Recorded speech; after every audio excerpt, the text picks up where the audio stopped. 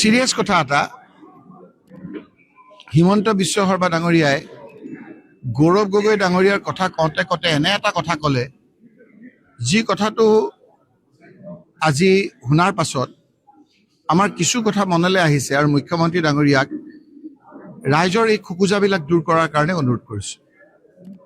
তেওঁ যোৱাকালি ক'লে যে 10 ছেপ্টেম্বৰত গৌৰৱ গগৈ ডাঙৰীয়াৰ বিৰুদ্ধে যি SIT গঠন কৰিছিল সেই SITৰ ৰাজহুৱা কৰাৰ কাৰণে তাৰিখটো তেওঁ দিছিল 10 ছেপ্টেম্বৰ আৰু গৌৰৱ গগৈ ডাঙৰীয়া আৰু আমিও তেওঁৰ SITৰ অনুসন্ধানত যাতে কোনো ব্যাঘাত নহয় তাৰ কাৰণে আমি কোনো ধৰণৰ আইনৰো আশ্ৰয় লোৱা নাই।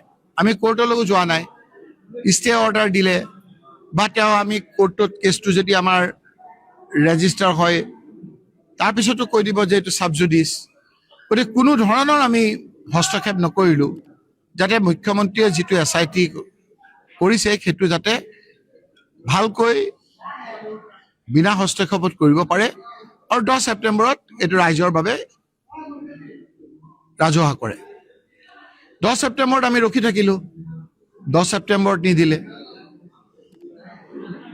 অক্টোবৰত নিদিলে, নৱেম্বৰত নিদিলে, ডিচেম্বৰত নিদিলে, জানুৱাৰীত নিদিলে।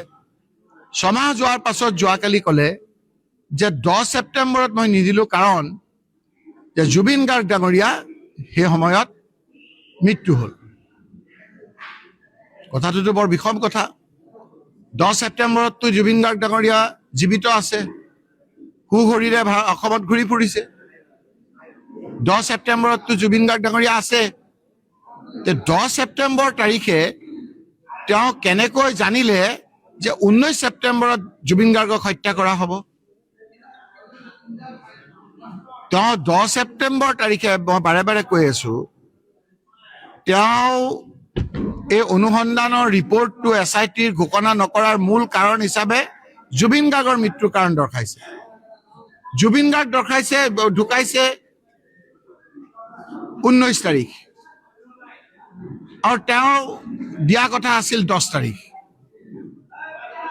10 তাৰিখটো আগত আহে নে 19 তাৰিখটো আগত আহে? তেওঁ 10 তাৰিখে কেনেকৈ জানিলে 19 তাৰিখে জুবিন গাৰ্গক হত্যা কৰা হ'ব? জুবিন গাৰ্গটো স্বাভাৱিকভাৱে মৰা নাই, নেচাৰেল ডেথটো নহয়, আননেচাৰেল ডেথ, হত্যা কৰিছে।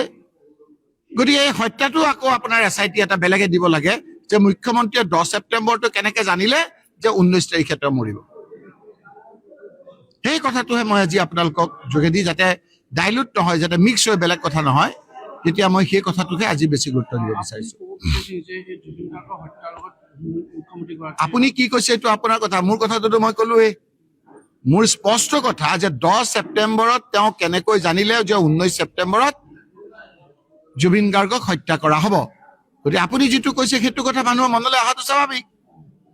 তেওঁহে কৈছে যে 10 ছেপ্টেম্বৰত মই নিদিলোঁ জুবিন গাৰ্গৰ ঘটনাটোৰ কাৰণে। জুবিন গাৰ্গৰ কোনো ঘটনাই হোৱা নাই তেতিয়া, কিহৰ কাৰণে তেওঁ দিয়া নাই? তেতিয়া তেওঁ জানিছিল 19 তাৰিখে ঘটনা এটা হ'ব বুলি। কি জানিছিল সেই কথাখিনি ৰাইজে জনাটো প্ৰয়োজন আছে। সেইটোৱে আজিৰ তাৰিখত সকলোতকৈ গুৰুত্বপূৰ্ণ কথা।